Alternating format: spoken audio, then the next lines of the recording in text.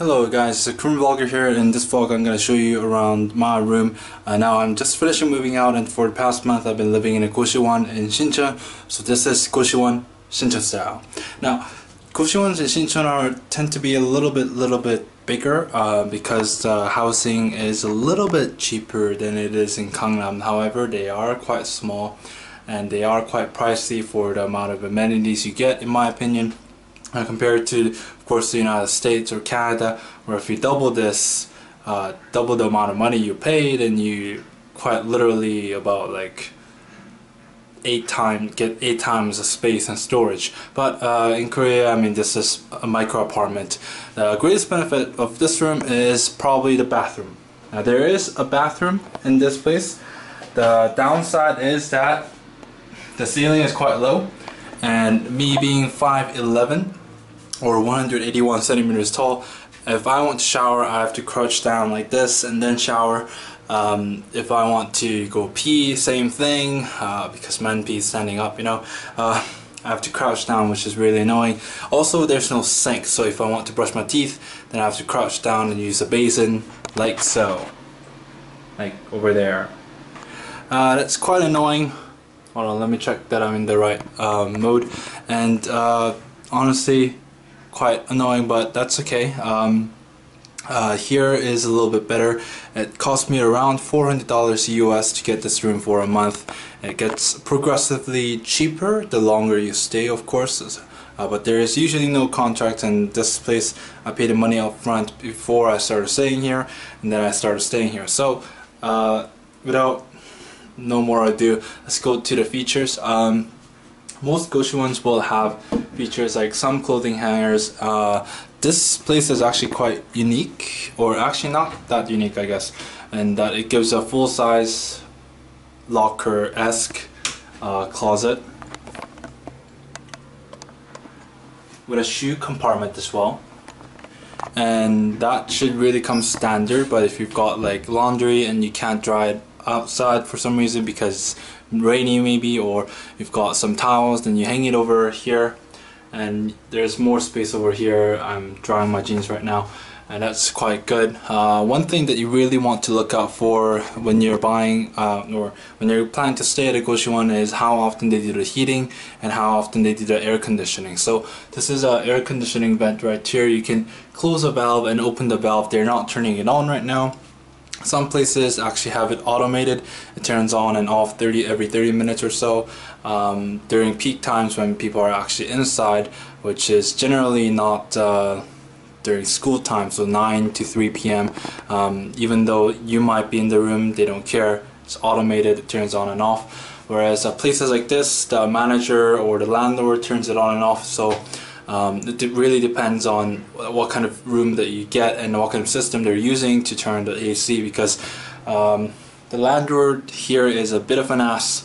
He thinks that 28 degrees is comfortable.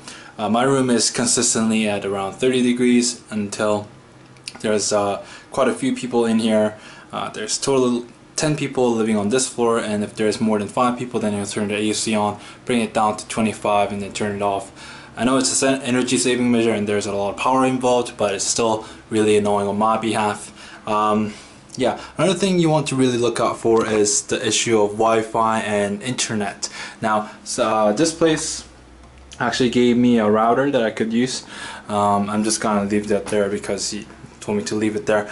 But some places don't have active Wi-Fi connections, and that's going to be really annoying, especially when you're in your room and you don't want to use your data on your phone because you have limited data. So make sure that you either have a wireless router or get a place that lends you a wireless router. Another thing that you really want to look out for is a mini fridge. So a mini fridge is pretty much standard in all the rooms that come. Just make sure that it actually works.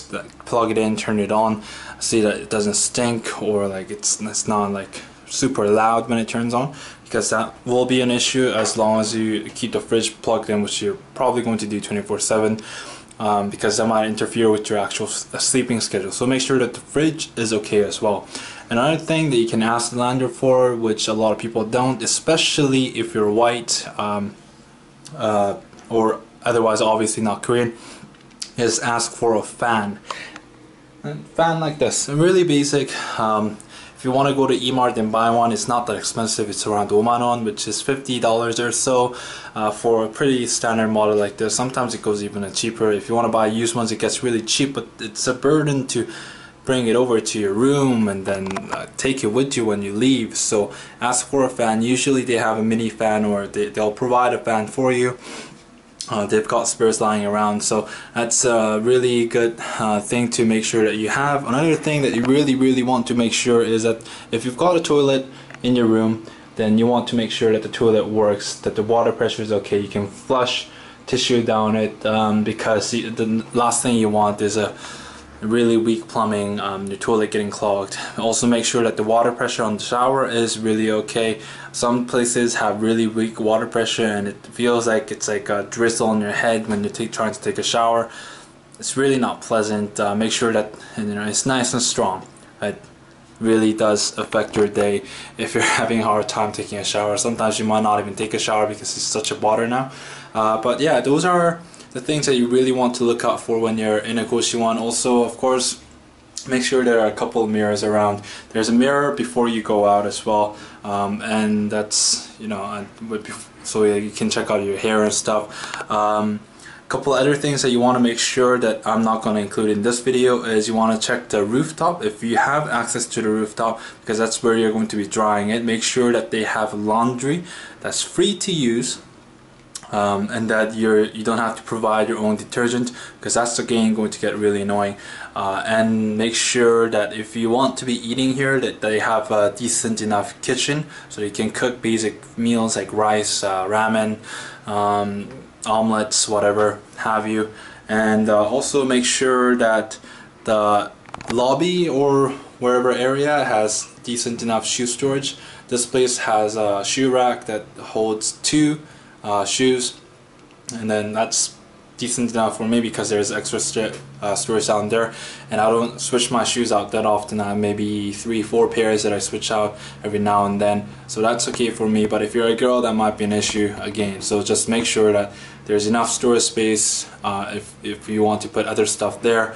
What else? So last thing is security. Make sure that you have the only key to your room, or that the landlord is like a trusting guy. Also make sure that there's a lot of security cameras around and that they actually work. Ask to either see the security footage or see the monitor so that you know that the security cameras are working. The last thing you want is someone coming into your place and then stealing like your laptop, camera, whatever have you, and then realizing that the dummy cameras are just dummy cameras. So you want to make sure that they actually work, especially in the dark as well. So those are the things that you want to look out for. Let me know if you've got any questions about short-term stay in the comments section down below, and subscribe because I had a really hard time making this video. Yeah, and I'll see you guys next time.